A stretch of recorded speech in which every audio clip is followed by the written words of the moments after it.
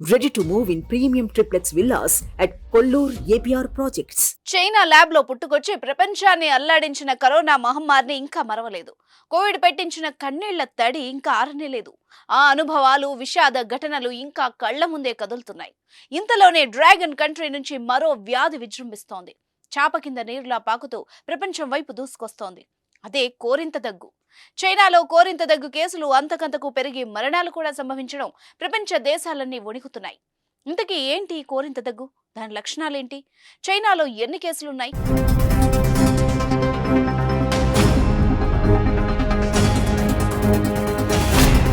ప్రస్తుతం చైనాలో కోరింత కేసులు భారీగా పెరుగుతున్నాయి. ఈ ఏడాది మొదటి 2 నెలల్లోనే ఈ వ్యాధికి సంబంధించిన కొత్త కేసులు 20 రెట్లు పెరగడం ఆందోళన కలిగిస్తోంది. 2024 జనవరి, ఫిబ్రవరి నెలల్లో చైనాలో 32,380 కోరింత దగ్గు కేసులు నమోదు కాగా 13 మరణాలు కూడా సంభవించినట్టు National Disease Control and Prevention Administration వెల్లడించింది. దీంతో ఇతర దేశాల్లో కూడా కలవరం మొదలైంది.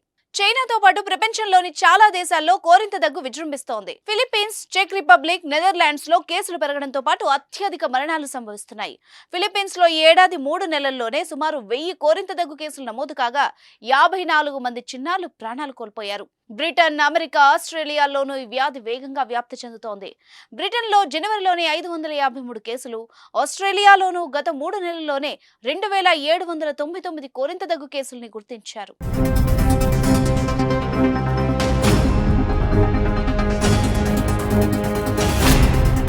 కోరింత దగ్గు, దీన్నే హూపింగ్ దగ్గు అని కూడా అంటారు. బోర్డిటెల్లా పెర్టుసిస్ అనే బ్యాక్టీరియా కారణంగా ఈ కోరింత దగ్గు సోకుతుంది. గాలి ద్వారా ఇతరులకు ఈ కోరింత దగ్గు వ్యాప్తి చెందుతుంది.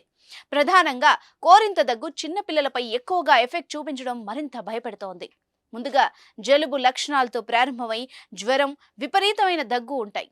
ఈ లక్షణాలు కనిష్టంగా 6 నుంచి 8 వారాల పాటు, గరిష్టంగా 12 వారాల వరకు ఉంటాయి. అందుకే దీన్ని 100 రోజుల దగ్గు అని కూడా పిలుస్తారు. తుమ్ములు, మాట్లాడడం ద్వారా కూడా సంక్రమిస్తుంది.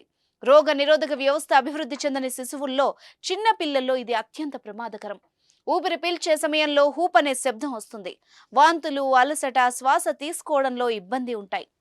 ఈ కోరింత దగ్గు అన్ని వయసుల వాళ్ళకి సోకినప్పటికీ చిన్న పిల్లల్లో మాత్రం తీవ్ర ప్రభావం చూపిస్తుందని వైద్యులు హెచ్చరిస్తున్నారు. ఈ కోరింత దగ్గు కారణంగా శ్వాస తీసుకోవడం కష్టమై పిల్లలు ప్రాణాలు వదులుతున్నారు. చిన్న పిల్లల్లో ఈ వ్యాధి సోకినట్టయితే వెంటనే వైద్యుడిని సంప్రదించాలి. లేకుంటే వారి శ్వాసకోశాల మీద తీవ్ర ప్రభావం చూపించే అవకాశం ఉంది. దీనికి టీకా అనేది ఒక ప్రాథమిక నివారణ చర్య. దీంతో పాటు చికిత్సలో సాధారణంగా యాంటీబయాటిక్స్ ఉంటాయి. రోగ నిరోధక శక్తి తక్కువగా ఉన్న కారణంగా ఇది సంక్రమించవచ్చు. వ్యాధి నిర్ధారణ తర్వాత యాంటీబాడీల డెవలప్మెంట్ కోసం ట్రీట్మెంట్ ఇస్తారు. ప్రతి 3-4 ఏళ్లకు ఒకసారి ఈ ఇన్ఫెక్షన్ వ్యాపించే అవకాశం అధికంగా ఉంటుందని వైద్య నిపుణులు చెప్తున్నారు. వ్యాక్సిన్ తీసుకున్న వాళ్లలో మాత్రం దీని ప్రభావం తక్కువగా ఉండడం ఊరటనిస్తోంది. ఇక కోరింత దగ్గు విజృంభణతో దేశాలన్నీ అప్రమత్తంగా ఉండాలని WHO హెచ్చరికలు జారీ చేసింది.